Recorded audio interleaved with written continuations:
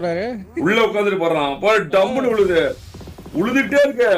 ஆனா இவங்க தண்ணி வண்டி வச்சு தப்பிச்சிட்டு இருக்காங்க.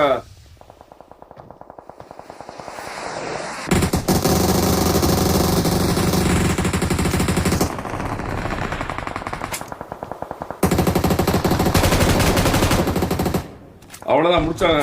மாஃபியா டீம் அடி வாங்குது. மாஃபியா டீம் முடிச்சே விட்டாங்க. மாஃபியா டீம் முடிச்சு விட்டாங்க. நாட்டாமேனிட்ட பாத்தீங்கன்னா பிஆர்டிஎம் இருக்கு.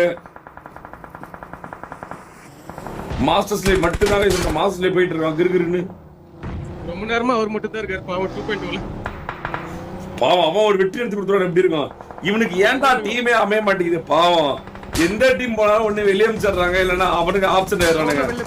ஆமா பரிதாபமா என்னடா ராசி இவன். கேள்றா இவன் என்ன ராசின்னு.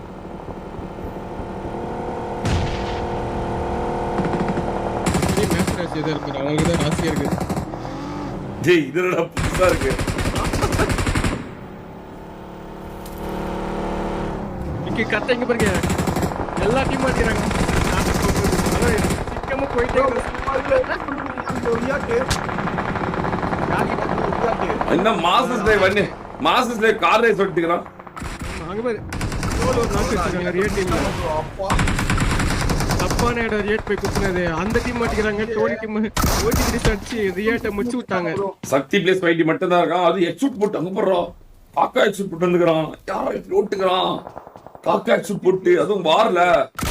இப்படா நாக்கு நாக்கு நாக்கு பரவாயில்ல தூக்கிட்டானே. காக்கா எக்ஸூட் போட்டு இருந்த மாஸ்டர் ப்ரோ நேடு குக் பண்ணிட்டாரு. கரெக்டான ஒரு நேடு ஒன்னு போட்டாருண்ணா.